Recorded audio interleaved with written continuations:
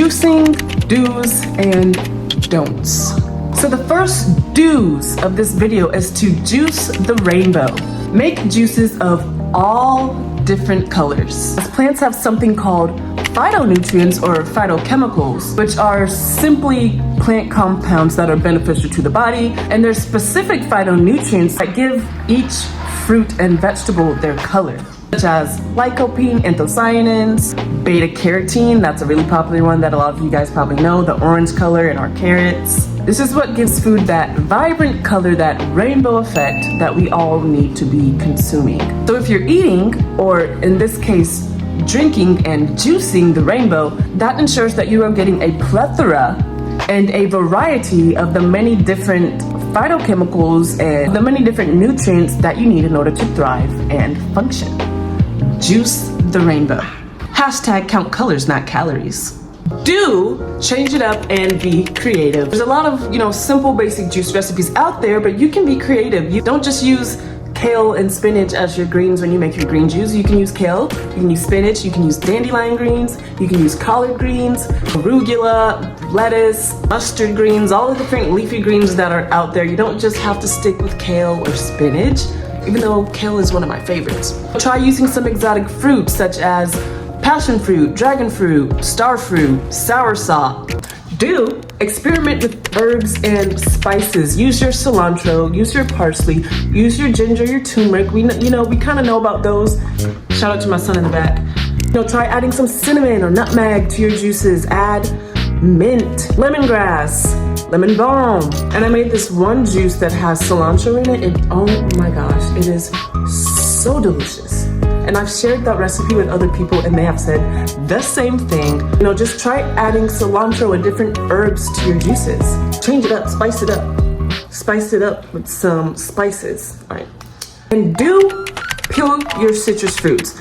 Now, you can kind of pass with like the lemons and the limes, but when it comes to juicing oranges and grapefruits, when you juice the peels, it tends to leave kind of a bitter taste in the juice. I remember I made one juice, it had an orange in it, and I juiced it with the peel, and the whole juice tasted off. It tasted bitter. And sometimes the whole juice would just taste like oranges. So I really advise that you cut the skin off of your citrus, or at least the grapefruits and the oranges.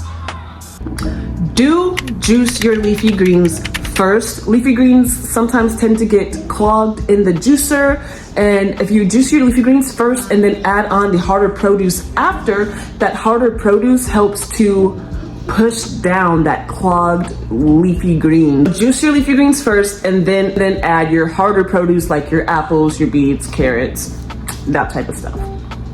Do juice in bulk. This is going to help save you so much time in the kitchen. Go ahead and prep all of your stuff, do all of that prep work, juice it all at once, and then you have juice for, I don't know, maybe 3 days, 4 days, a week, depending. Try batch juicing so it can save you time in the kitchen. Just rise up early, open up the fridge, grab your green juice or whatever colored juice, and head on out the door, and you've got a healthy breakfast already prepared. And do reuse your pulp. So you can reuse your pulp in many different ways. Some people will freeze the pulp and add it to their smoothies later for, extra benefits. Some people will add the pulp and put a little bit back into their juices just to add that extra little bit of fiber. People like to make crackers. It really depends on the pulp. Or you can even try taking out the pulp and steeping it in a tea to add some extra flavor to your tea. So now you've got like a fruit flavored tea or veggie flavored tea, depending on the pulp that you use. Or if you're not really into doing any of that stuff, add it to a compost bin or add it directly into the soil in your garden. If you have a garden, if you don't have a garden or a compost bin, you can always donate it to your local community garden, and I'm sure they will be forever and eternally grateful for your compost, and the plants will be eternally grateful as well. Do clean your juicer as soon as you are finished with it. Go ahead and rinse it out. Rinse out all of that pulp. You don't want that pulp just sitting in your juicer. It's just gonna make it harder for you to clean it in the future. You don't want pulp to build up in your juicer. This is one way that juicers can break. I know from experience because I cleaned the juicer, but I guess I didn't clean it good enough, and there was pulp left in like the, can't think of the name of it, this section, and the next thing you know, my juicer cracked. So make sure that you immediately at least rinse out the pulp in your juicer, and that should definitely keep it from breaking. Now let's get into the juicing don'ts. Don't overfeed your juicer. Take your time with it. There's no need to rush it. There's no need to jam pack a bunch of produce in there. This is another cause of juicers cracking and breaking if there's too much stuff in it going on at one time. You know what I mean? You don't want to overwork your juicer, so take your time with it so it doesn't break. Don't juice the pit of fruit. So for example, your cherries and your peaches, they have those little hard pits.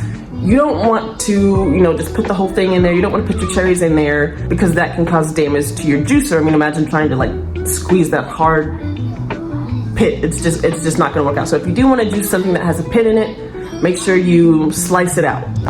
So this one may be a little bit more of a no-brainer, but I'm gonna say it anyways.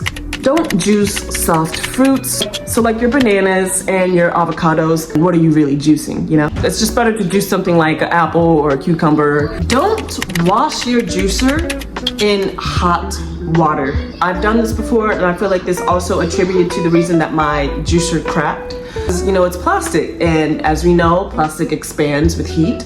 So eventually, it might crack. Try using lukewarm to warm water to wash your juicer. Every part of it, just lukewarm water and soap.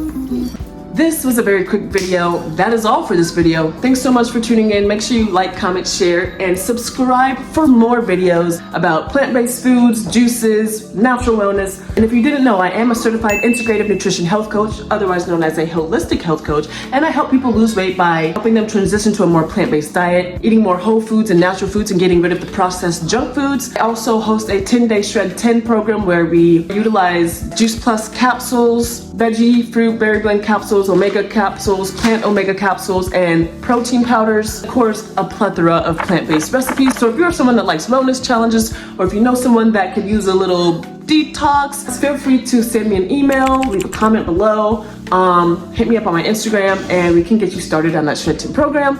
That is all for this video. I will see you guys next time. Next time. Do You